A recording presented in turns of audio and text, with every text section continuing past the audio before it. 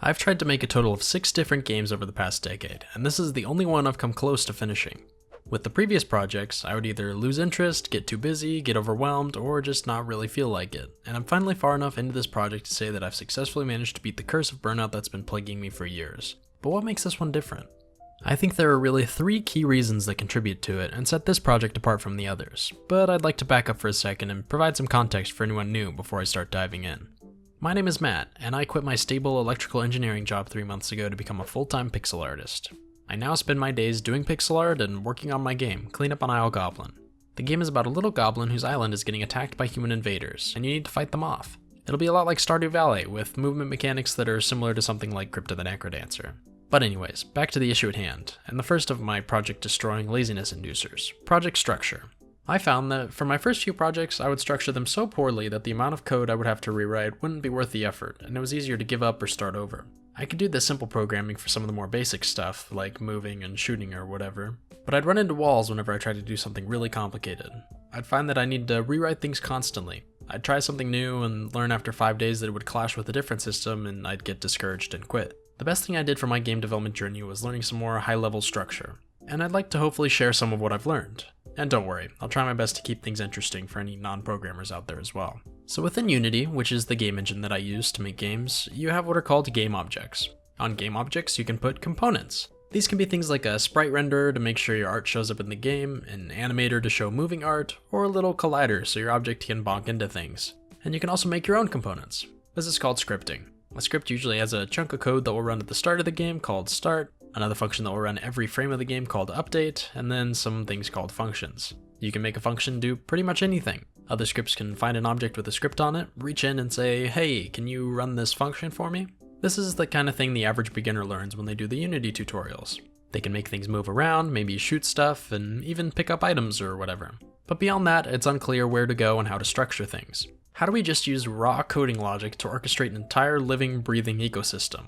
I fell into this trap many times, and this would cause the death of many early infant projects. I'd make the simple stuff and not know how to tie it all together. So I thought I'd share some very important programming tools that make my life easier now.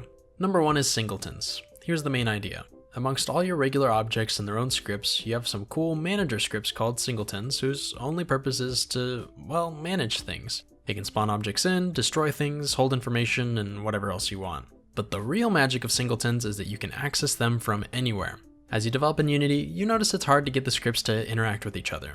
If you want this tile script to use the grid manager, you have to make it a variable in the code, then drag and drop it by hand here in Unity, so it knows where the heck the grid manager is. And that's ridiculous. What if you have hundreds? Are you gonna sit there dragging and dropping grid manager into hundreds of things? No, you aren't crazy. An alternative is to use the findObjectOfType function, which will search everywhere in the scene for a grid manager, but that wastes a lot of computer resources. But if you set it up as a singleton, you can just go gridmanager.instance. and then the name of whatever function you want to call. Easy peasy. Any script, anywhere at any time can just magically ask the grid manager any questions and use any of its functions. This is very powerful, and when used properly becomes an incredibly useful tool. I use this for my cutscene manager, so anything can start a cutscene. I use it for my scene manager, so anything can change scenes. My livestock manager, my farming manager, and so many more. The next big thing is interfaces. While not super complicated, it is a little funky, so I'll start with an example. Say you have a script called creature. This will just have some variables like health, name, etc., along with some functions that a creature can do, like interact and walk. Then let's say we also add a plant script, which has a grow function and an interact function. And finally, let's add a barrel, which will have a list of items it can hold and an interact function to open the inventory menu. Now notice, everything here is interactable, but any other scripts don't have an easy way of knowing that. If we bonk into an object that has one of these scripts, and we want to see if it's interactable, we would have to use code like this. If I bumped into the plant script, then run the plant interact function. If it's the barrel script, run the barrel function. If it's the creature script, run the creature function. So if you have lots of different things, this list gets very long. Luckily, you can make what we call an interface. And no, not that kind of interface. We'll call this one IInteractable and put in an empty, soulless shell of a function called interact. Done.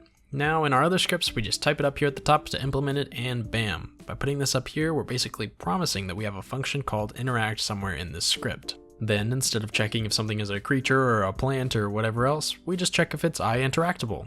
Easy peasy. I do this for interactable stuff, damageable stuff, things like that.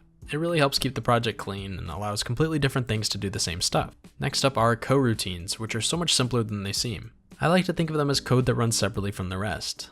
Let's say you want a monster to get dizzy and fall on the floor dazed for 10 seconds whenever you hit it, then get back up. You can have a variable called canMove that you set to false whenever you get hit. Whenever canMove is false, you have them sit on the floor dizzy. You then start a coroutine that slowly counts down 10 seconds. At the end of 10 seconds, it sets canMove to true. Super easy. I use this for lots of things, namely my custom cutscene system. I disable player input when a cutscene is going, and have a coroutine that goes bit by bit through all the parts of a cutscene, which are all mini coroutines themselves. Then when it's all done, we give the player control again. Not too bad. It's kinda like sending a little minion to do something, and then having them report back when they're done.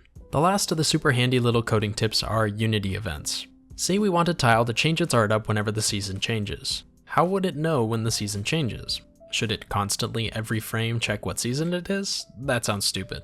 Luckily, with the events, we can basically have the tile script subscribe to our tile manager scripts, just like you should hit subscribe on YouTube right now and ring the little bell so you get notified whenever I post. Sorry, what was I saying? Oh yeah, the tile script can say, hey time manager, whenever you change seasons, can you call this function on me please? And it'll do it. Now be careful with this since it can be crazy hard to debug, but if you're smart about it, it's a pretty sweet tool. That was quite the tangent there, but that covers the first of my 3 motivation destroyers. On to number 2, which I think covers short-term burnout instead of long-term burnout. Switching tasks. If you have to sit there and draw for 12 hours, you're gonna burn out. Luckily, game development is the unique field where there's a huge variety of stuff to do.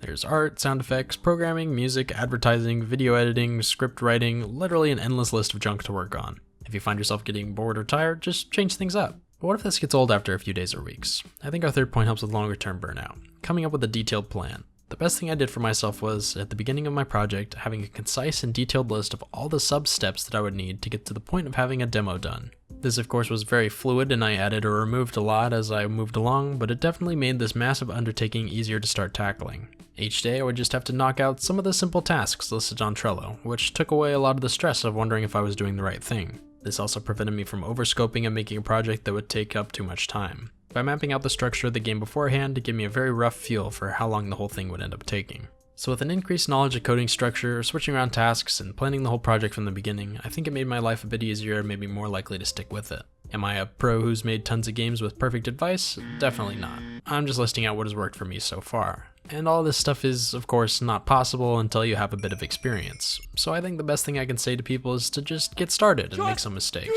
Eventually, you'll start to get a feel for this stuff, and even if your first project doesn't ever get finished, you'll eventually get to a point where you can say, I've thought of a game that's achievable and I have a solid idea for how to organize it, and then it just becomes a matter of shredding through the work. And at that point, it just takes determination. And hey, while we're here, let's take a second to briefly go over some of the new things I've been working on. Previously, I added in the town and this first factory dungeon, and I know I want it to revert back to some sort of natural landmark once it's been destroyed. So I made this little mushroom grove that will appear once the factory is destroyed. It'll start out especially gunky, but once the surrounding area is cleaned up, you'll be able to enter and access all sorts of new mushrooms. This included making a whole pollution system that would keep track of how many polluted tiles are in the area, and use my important event system to keep track of whether or not the player has seen the cutscenes already or destroyed the factory yet. It's all pretty simple, but it took a hot minute to put it all in. I've been working on a few other things, but I'd like to leave those behind the scenes for now.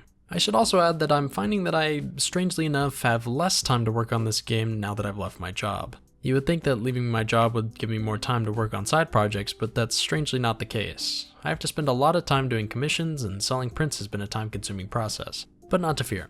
I'll continue to pick away at this thing as fast as I can. If anyone out there wants to help support this poor starving artist and reduce the amount of commissions I need to do, feel free to take a look at the Patreon or the print shop. I've got lots of fun stuff in both, so don't be afraid to take a peek. And with that, thanks for dropping by. As always, I appreciate all of the support. Make sure to feed the almighty YouTube algorithm by hitting all the magic buttons, and make sure to hop in the Discord and say hi.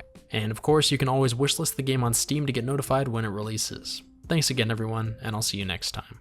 Hello everyone, the time has come to shout out our eternally gracious patrons. I'd like to give a super special shout out for our Goblin Deity patrons for September 2022, namely Zachary Neese, Zach Fox, Sarah, Joey Mayer, Charles Philibig, TX Redcore, Riley Smith, Clinton Barr, Brett Hudson, Julian Dickon, Jackson Singleton, Matthew Spencer, Jace, and Joseph Scobby. You're all amazing and I appreciate all of the support.